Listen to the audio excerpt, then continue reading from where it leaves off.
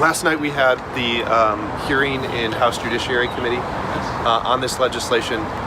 It was very well received. There was bipartisan support expressed for the legislation, so we feel like there's some real momentum and there's a lot of work to do, so that's why we're here today to continue that advocacy. Was it held for further study? It was its first hearing, so with all bills it was held for further study, but we've got some follow-up. Where are these strips available? Can I go out and buy them? Are they a legal product? So right now it's and there might be folks who can step up, but right now it's a legal gray area.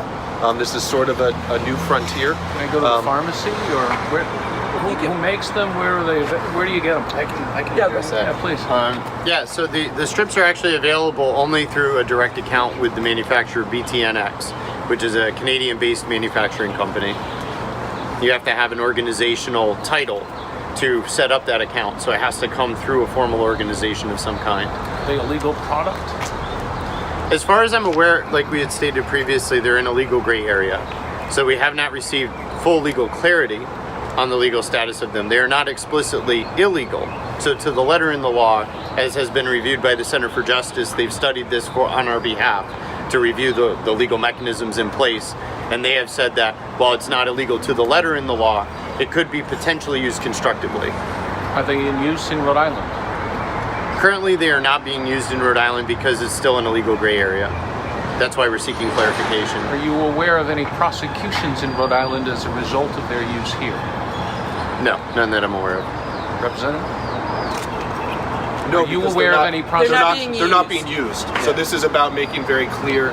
Just step up to the microphone. This legislation is about making very clear to the organizations, the advocacy workers, to the public safety institutions that this is legal, that there is not liability for organizations that are distributing these, in order to change that fact that right now they're not really in distribution. And in simple terms, would you explain how or why this would be beneficial to test heroin for fentanyl? Is that the idea? So the benefit is that we know that fentanyl is an extremely potent form of opioid, and it greatly increases the risk of overdose when it is present in a substance. As we said, there have been 2 recent studies here in Rhode Island that have found that folks who are at risk of overdose are interested in knowing about the presence of fentanyl, and that knowledge will impact their behavior to not use a substance that has fentanyl in it, to use that substance more safely, more slowly, or less of. And there might be folks who can speak. Are you aware of any jurisdictions in the United States that make use of these test strips? Would you like? So there has been a champion of this, and so the Users Union has national organizing affiliates, and the New England Users Union president, Jess Tilley, has been a very big proponent of this, and as well Louise Vincent from the Urban Survivors Union in North Carolina has another study coming out alongside of the study here where fentanyl test strips were distributed. So yes, in a sense, yes, fentanyl test strips have been distributed in Rhode Island. This was cleared by an ethics review board for the purposes of research, and that's how the study was generated through Brown, the School of Public Health, that we're drawing a lot of our information from. They actually openly distributed the test strips to folks from a focus group that were at risk. They were regular opioid users, and they were in the age group of 18 to 35. And this was, again, approved by an ethics review board and considered to have no significant harmful impact on the population. Are you aware of any states that have legislation of this kind? We are the first. Haley, do you mind if I ask you just to kind of step up to the mic, and anybody that's watching this out there who is currently using, as congratulations first of all, as somebody that's overcome this, what can you say to them to give them hope or to take possibly the next step towards recovery? I would say don't be ashamed to talk to somebody.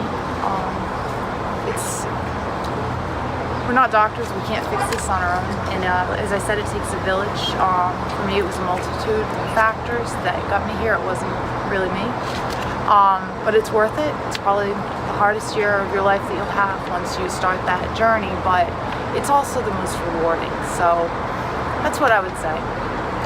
Haley, are you any relation to the Lieutenant Governor? I believe you might be a distant cousin or an uncle. You're not directly. Are you doing this out of any kind of political motivation? No, it's just personal passion, life experience. I'm here amongst everybody today because other people were helping me. So it's time for me to pay it forward. Forgive me, I must ask. Thank you.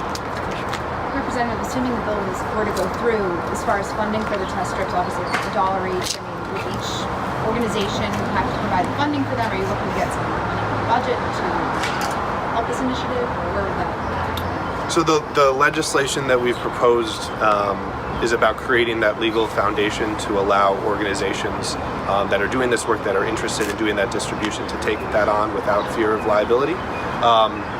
I think that's a really important first step. There might be a future conversation about the need for public investment in these kind of proven public health measures and tools. But right now, we know that there are organizations that do this work, that help save lives every day, that are interested in this proven and effective tool, and we want to make sure that they are able to access it.